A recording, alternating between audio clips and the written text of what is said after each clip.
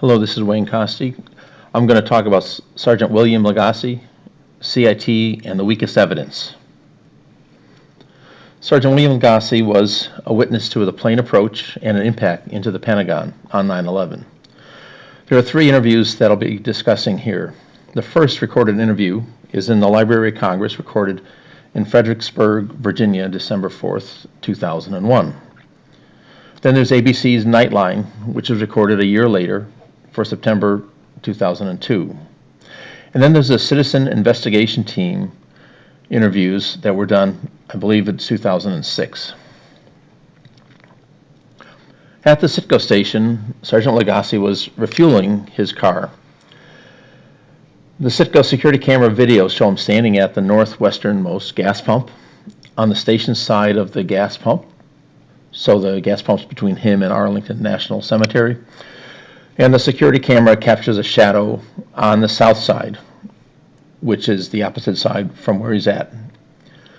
Seconds after the shadow was captured, Lagasse gets into his police car, leaves by backing up, and he's gone within about 20 seconds of the shadow passing by. So something caused him to hurry up and leave. In the Library of Congress interview, he describes the plane's location as close. American Airlines 757 flew approximately 100 feet above the ground, maybe 60 feet in front of me. And because he actually says he leaned into the car, makes you think that he was actually looking south, towards the CITGO building and away from the Arlington National Cemetery. On ABC's Nightline, he describes the plane location as overhead. I didn't hear anything, but I saw the aircraft above my head, about 80 feet above the ground. 400 miles an hour. I stayed in the car for a second because the plane was so low, I wasn't sure that I was even going to make it there to the Pentagon. When he was interviewed by the Citizen Investigation Team, he describes the plane in a very different location. He says it's over there. The wingtip was probably about where that fence is. See that stone fence about 350 feet away? That's probably about as close to me as the plane got to me. That would have been about the center line of the fuselage. Far different from where he said it originally. So let's talk about local geography just a little bit. The Arlington National Cemetery stone wall is at least 350 feet away. Here we see in the bottom the CITGO gas station.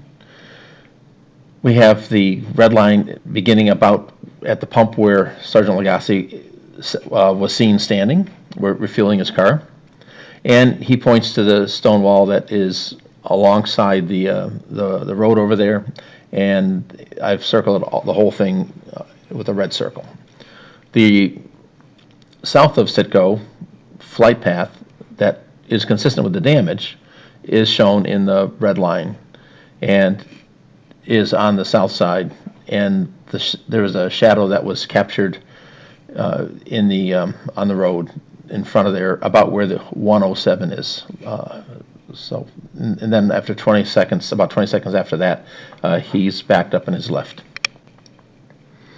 If the plane does come in on the 330-degree spiral descent that everyone talks about, which is a 14,000-foot radius, modest 0.6 G-forces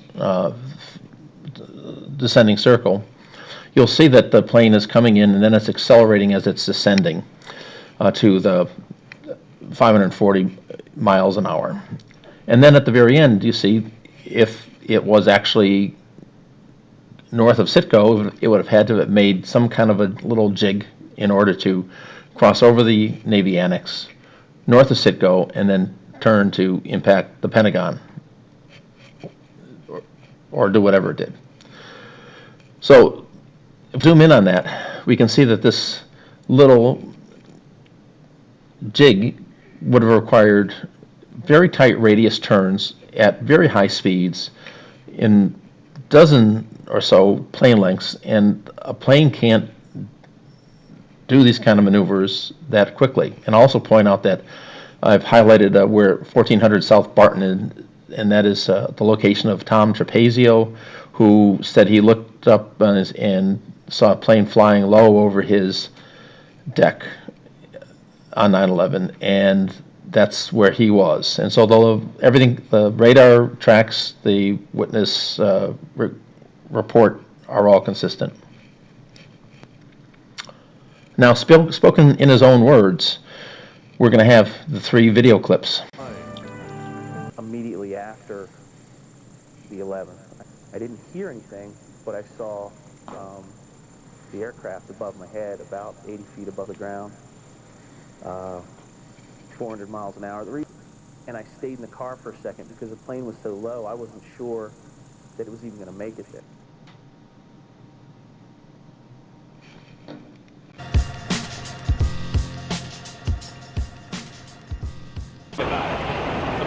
The wingtip was probably about, I want to say where that fence is, the boundary. Where what fence is? See the stone fence? Oh, the metal fence above it. That's probably as close this way as the plane got to me. Okay, let's see what fence he's talking about. He's talking about this fence way over here. Yeah, that would have been about the center line of the fuselage, right where that fence is. Overhead versus 350 feet distant is quite a difference. It's huge seeing a plane 80 feet overhead, and then in another instance saying, well, it was over there. If the plane was flying over there, the description in the Library of Congress, Nightline, and other interviews would have been very different.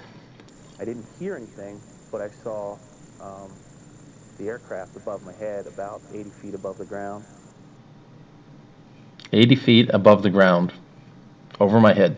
On September 11th, the morning of the terrorist attack, I was refueling my police cruiser at the Barracks K gas station, approximately 1/8 of a mile from the heliport side of the Pentagon. While I was refilling my tank, I was standing outside the vehicle. It was a really nice day. It was beautiful blue sky. American Airlines 757 flew approximately 100 feet above the ground level, maybe 60 feet in front of me. And that was probably, I'm trying to think here, give some estimate of speed. Was, at the time, I thought was probably 400 miles an hour, which was about right. The wind blast from the wing vortices knocked me into my vehicle. First thing I did was call our communications, and I merely stated an aircraft had just flown on the side of the building. Now we're going to talk about another CIT witness, Robert Tercio.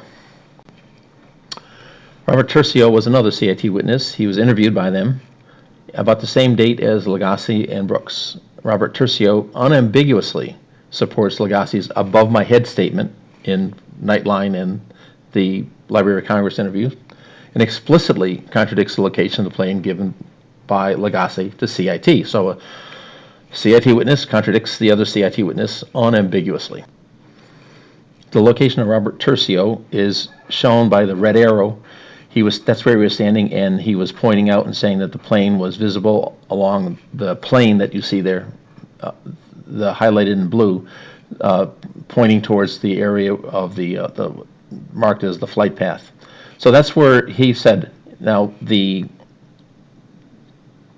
location that Robert Tercio says on that side contradicts what Lagasse said, where he said he saw it on the opposite side. So there's someone in the middle saying it is off to the right, and Lagasse saying it's off to the left, and by quite a large margin. So there's some conflicts there. Here we are on the north side of the CITGO station, the Navy Annex Station, or whatever it's called. What's it called? Navy Exchange. Navy Exchange, right, okay. And so now, you pretty much, this is exactly where you saw the plane fly by, right? Yes. Can you point for me how you saw it come?